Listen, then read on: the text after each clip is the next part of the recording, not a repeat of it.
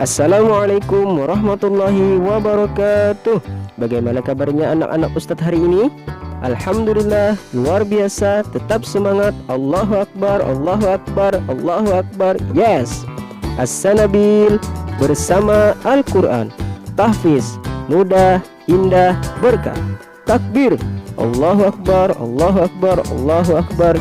Yes, sallu ala Nabi Muhammad. Allahumma salli wa sallim ala Sayyidina Muhammad. Nah anak-anak, kali ini kita kembali belajar ilmu tajwid, yaitu pasal yang ke-10 dan 11, waqaf dan makharijul huruf. Sebelum belajar, mari kita baca doa dulu bersama-sama. Bismillahirrahmanirrahim. Rabbi zidni ilma warzuqni fahma. Amin. Alhamdulillahirabbil alamin. Pelajaran tajwid kita kali ini yaitu membahas tentang waqaf. Waqaf adalah berhenti sejenak atau putus bunyi suara dan berganti nafas, tepatnya di akhir kata. Keadaan huruf akhir kata ketika hendak diwakafkan ada 6. Pertama, yang berakhiran huruf sukun, cara membacanya harus dibunyikan mati dengan terang menurut bacaan yang semestinya, apakah qalqalah atau tidak dan sebagainya. Contoh, li rabbika wanhar, li yurau a'malahum, ila rabbika farghab, fahaddits. Kedua, yang berakhiran huruf berharokah atau berbaris fathah, dhammah atau dhammatain, dan kasrah atau kasratain. Cara membacanya harus disukunkan lebih dahulu, kemudian dibaca mati dengan terang menurut bacaan masing-masing huruf.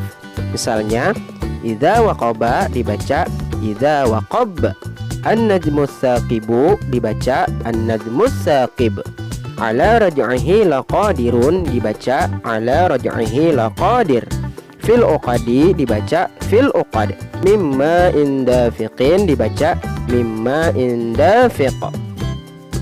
Ketiga, yang berakhiran ta marbutah. Cara membacanya harus dengan mengubah ta marbutah tersebut menjadi huruf ha sukun. Misalnya, suhufam mutahharatan dibaca suhufam mutahharah, dinul qayyimati dibaca dinul qayyimah, humazatil lumazatin dibaca humazatil lumazah, malhutamatu dibaca malhutamah, kutubun qayyimatun dibaca kutubun qayyimah. Keempat, yang berakhiran dengan huruf yang didahului huruf mati dan setelah mematikan huruf akhir maka terdapatlah 2 huruf mati. Cara membacanya dibunyikan sepenuhnya dengan menyuarakan setengah huruf yang berakhir dengan suara pendek. Misalnya, wal fathu dibaca wal fat atau wal fath, ha dibaca setengah suara, al fajri dibaca al faj atau al fajr, ro dibaca setengah suara, zatir raj'i dibaca zatir raj atau zatir raj, ain dibaca setengah suara, bil hazli dibaca bil haz atau bil hazl, lam dibaca setengah suara. Kelima, yang berakhiran huruf yang didahulukan huruf mad atau madlin. Cara membacanya yaitu dengan mematikan huruf terakhir dan dibaca panjang seperti mad arid li sukun. Misalnya, rabbil alamina dibaca rabbil alamin, ilahin nasi dibaca ilahin nas, ya ayyuhal kafiruna dibaca ya ayyuhal kafirun, asyita'i wassayfi dibaca asyita'i wassayf, wa amanahum min khawfin dibaca wa amanahum min khawf. Keenam, yang berakhiran dengan huruf yang berharokah atau berbaris fathatain. Cara membacanya dengan membunyikan menjadi fathah yang dibaca panjang 2 harokah dan berubah menjadi mad iwad. Misalnya, sababnal ma'a sabban dibaca sababnal ma'a sabba, fa'ambatna fiha habban dibaca fa'ambatna fiha habba, jazaa'u wifaqan dibaca jazaa'u wifaqa. Kemudian as-saktah. Saktah atau sakat ialah diam sejenak, biar putus dan pisah suaranya dengan tanpa berganti nafas. Di dalam Al-Quran ada 4 tempat yang harus dibaca sakat, yaitu yang pertama surah Al-Mutaffifin ayat 13, kalla bal rana. Yang kedua surah Al-Qiyamah ayat 27, wa qila man raqin. Yang ketiga surah Yasin ayat 52, mimma raqadina hadza. Dan yang keempat surah Al-Kahfi ayat 1, walam yaj'al lahu 'iwajan qayyiman. Tanda-tanda waqaf dalam Al-Qur'an. Yang pertama, tanda waqaf mim, keterangan waqaf lazim harus berhenti pada kata yang terdapat tanda tersebut seperti madza aradallahu bihadza masala yudillu bihi katsira. Yang kedua, tanda waqaf ta, keterangan waqaf mutlak. Lebih baik berhenti pada kata yang terdapat tanda tersebut daripada disambung dengan kata berikutnya, seperti maliki yaumiddin. Yang ketiga, tanda waqaf jim, keterangan waqaf jaiz. Boleh berhenti pada kata yang terdapat tanda tersebut dan boleh juga disambung dengan kata berikutnya, seperti wa ma unzila min qablika wa bil akhirati hum yuqinun. Yang keempat, tanda waqaf zaid, keterangan waqaf mujawaz.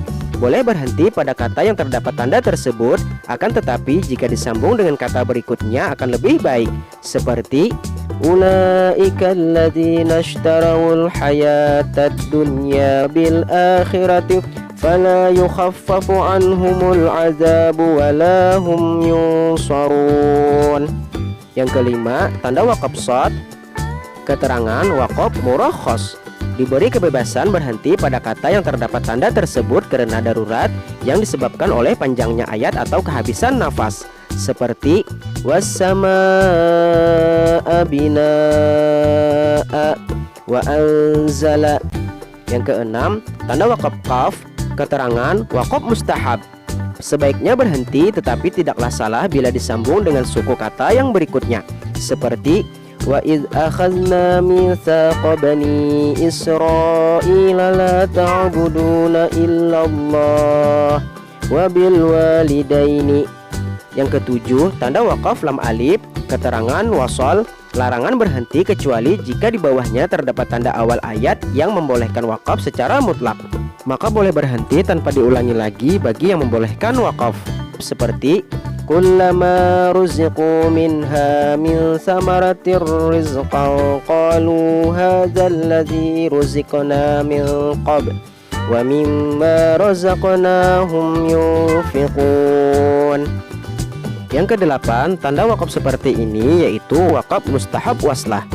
Baik disambung seperti kullu man 'alaiha fani wa yabqa wajhu rabbik.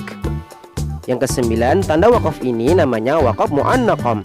Boleh berhenti pada salah satu kata yang ada tanda tersebut di atasnya, seperti zalikal kitabu la raiba fihi hudan lil muttaqin. Yang ke-10, tanda waqaf ini namanya waqaf simai, yaitu tempat waqaf nabi, waqaf gufron, dan waqaf munzal atau waqaf jibril, seperti wa ma taf'alu min khairin ya'lamhu Allah. Surah Al-Baqarah ayat 197. Qul sadaqallah. Surah Al-Imran ayat 94. Yang ke-11, tanda waqaf kaf, yaitu suatu tanda untuk menerangkan hukum waqafnya seperti hukum waqaf yang sesudahnya. Yang ke-12, saktah, yaitu tanda berhenti sejenak tanpa mengeluarkan nafas atau tidak bernafas, seperti kalla bal rana ala qulubihim ma kanu yaksibun. Dan yang ke-13, tanda waqaf hamzah, yaitu ruku, tanda pembahagian berhenti setiap hari untuk orang yang ingin menghafal Al-Quran dalam jangka 2 tahun. Selanjutnya yaitu makharijul huruf.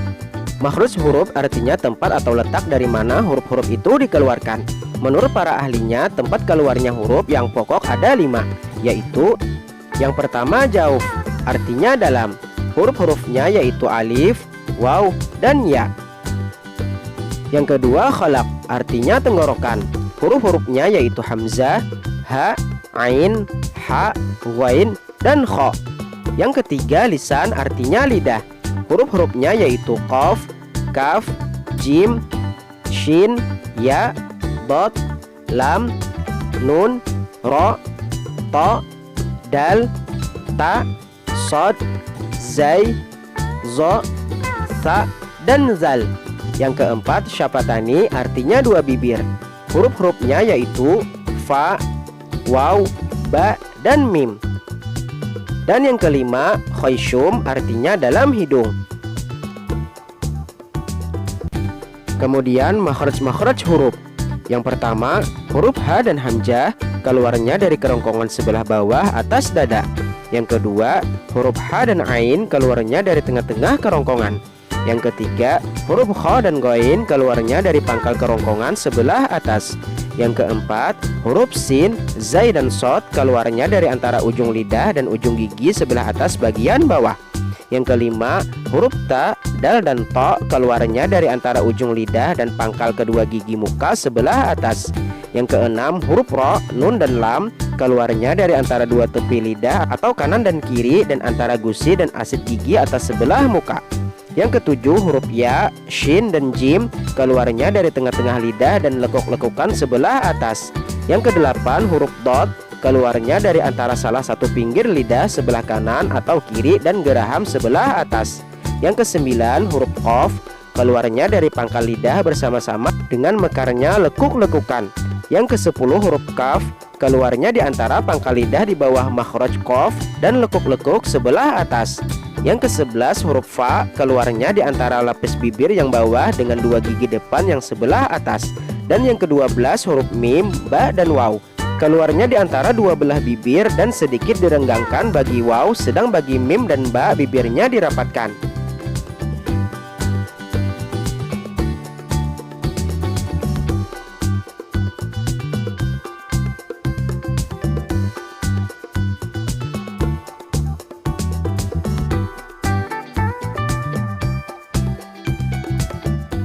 Alhamdulillahirabbil alamin. Nah, anak-anak, untuk pelajaran kita kali ini cukup sampai di sini dulu. Semoga apa yang telah kita pelajari bermanfaat dan berguna untuk kita semua.